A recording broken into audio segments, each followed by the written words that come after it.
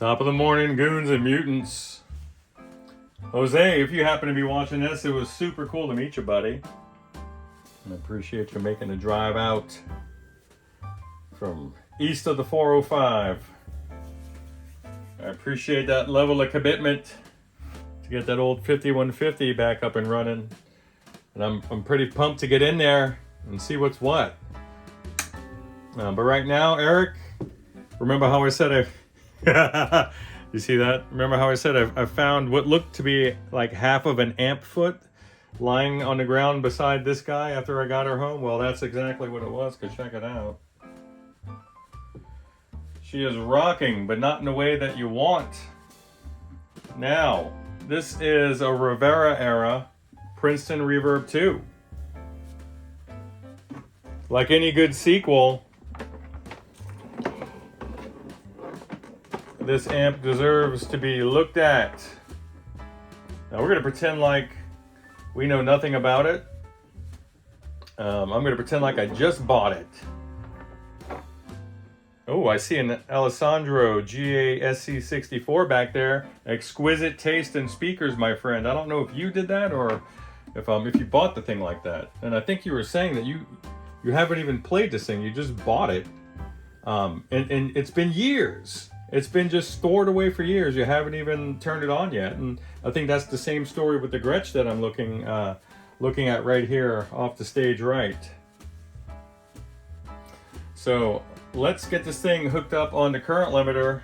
We're going to make it a nice and spicy 120 volts AC coming out of this thing. Let's pretend like it's deep summertime and everybody's running their air conditioner.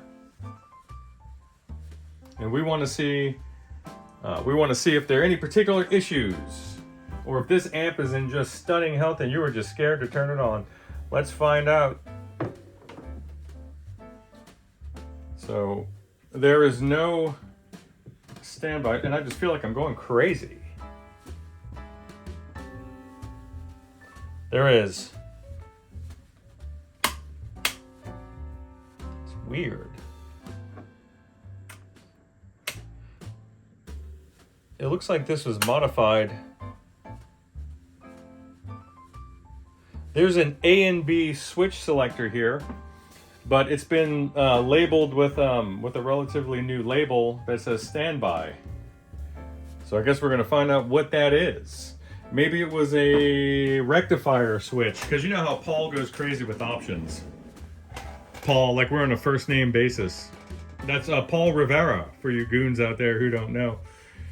Anyway, we're going to put the light bulb in series with the outlet, and right as I turn it on, the alarm goes off. Let's get all the adjustment levels down.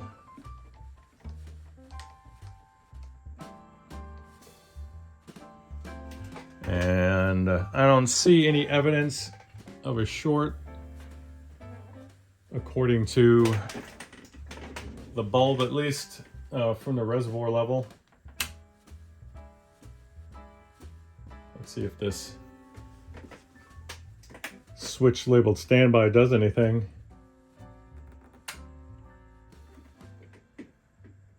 I don't notice anything.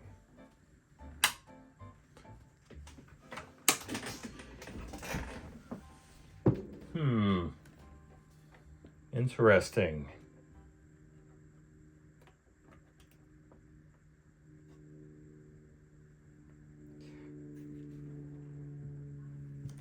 Do you have a blown internal fuse, or am I just going crazy?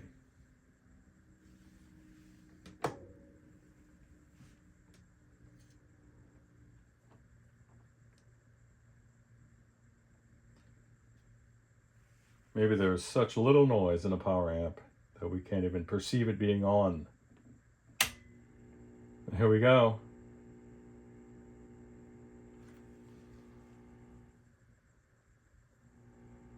The master, whether it's pre or post phase inverter, that's your guess. That's mine too. All I know is from the phase inverter on back to the outlet, there's very little noise until the master's up. of noise in a reverb circuit, for sure. Is this a preamp tube issue? Or what?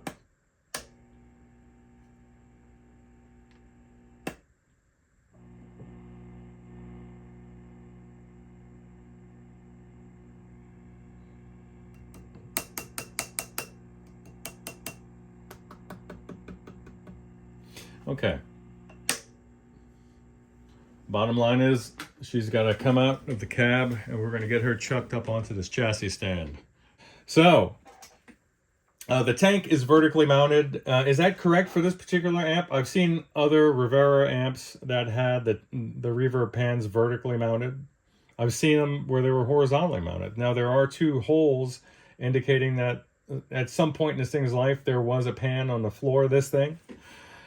Does it make it right now? Well, that depends. We're going to have to decode the part number off of this pan right here, and that will determine whether or not it's a lay down or stand up type. It'll also give us the decay values. It'll give us input and output, impedance, the whole thing.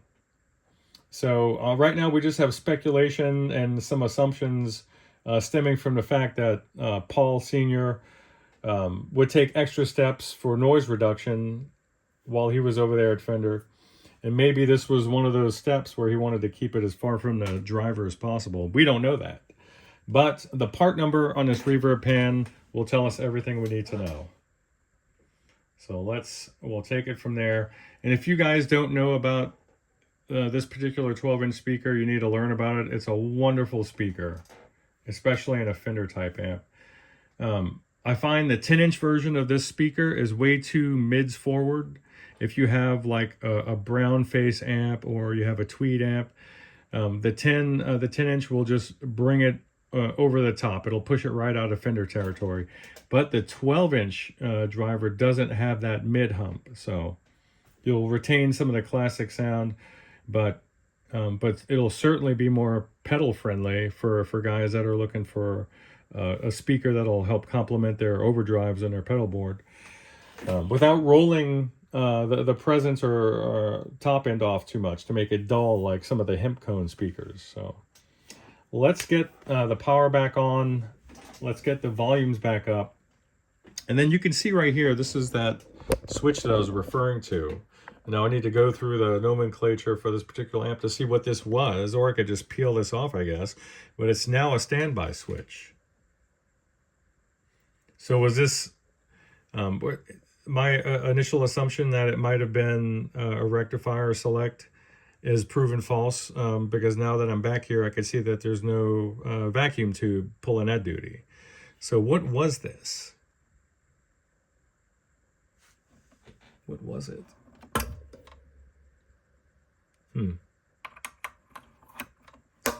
Guess we'll find out. So let's get the power back on. And we'll get the master back up so we can get some of that sweet hum.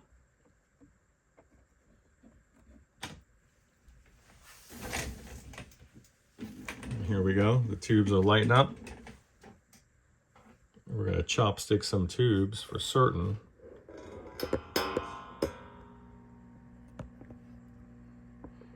But this almost sounds like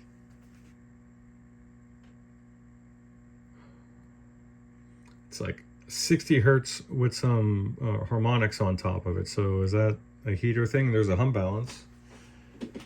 Let's roll that out. It could be 120. It's a little crispy on top.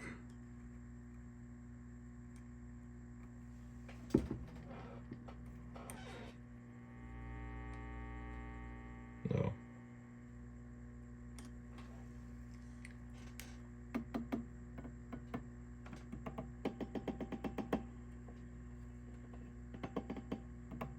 That's microphonic. We know it's phase inverter on back because the master volume will affect it, and now I have to kind of hold this thing steady.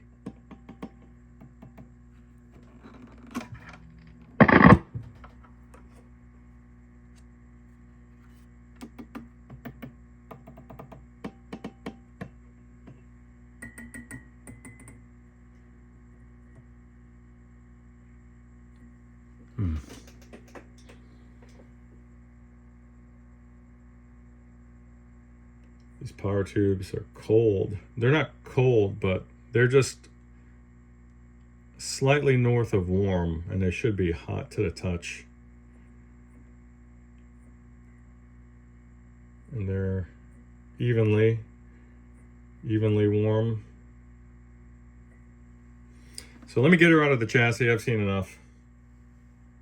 Let me get her out of the cab. I've seen enough. All right, Eric, it's been a hell of a day at the shop, and this thing has been testing this guy here, I could tell you.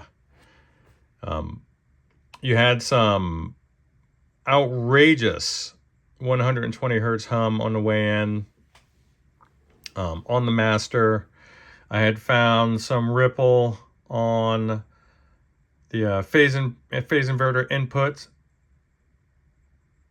Was able to get rid of that as well as the ripple that was making its way past some coupling caps over on the clean channel and the tone stack. So you're looking at 2 replaced caps over here on the preamp end, and then on the phase inverter end, 2 additional caps were replaced. Your tubes were almost ice cold. I brought the bias up to a 65% max plate dissipation there. Had leaking DC on the board. I need to finish cleaning it off. I did say cleaning, right? And then look at this, dude. This prior tech right here. Using like, what is that? Like 1 watt metal film resistors that are not meant for power amp decoupling. I'm gonna have to change those guys out. Those guys are stressed. Clean some pots out. Your tube sockets had to be thoroughly cleaned and retensioned. Your input jack was cleaned as well. And then this guy right here, which was part of the foot switch matrix there, had to be cleaned out. There was a lot of corrosion in between the tip and the ground switch. So that's taken care of. I had to reflow a ton of joints. You see those little shiny balls there? Those have all been reflowed all the way across. There's a couple that I didn't touch over in the preamp because there's no issues. But lots of little cracked. You can see a semicircular crack between the eyelet and the solder blob itself. And all that's been corrected. So just a conflagration of issues. Outrageous. Outrageous. I was also able to get a lot of that buzz and hum out of the reverb circuit through the same efforts. There was a leaky coupling cap in a reverb circuit that I was able to address.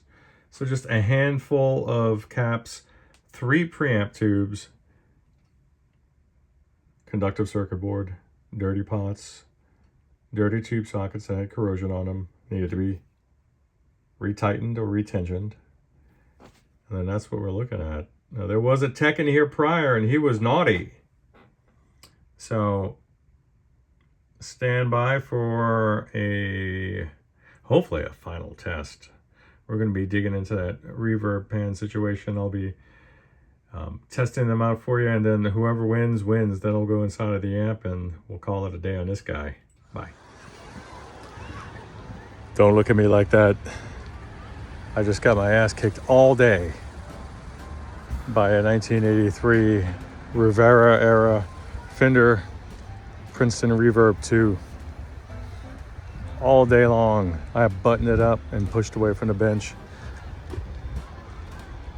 Decided I got to go back in there and make it right. Oh, I wanted to give up, but I got to make it right. I lost today, but it doesn't matter. I'm going to learn something from this. So hopefully this doesn't happen again.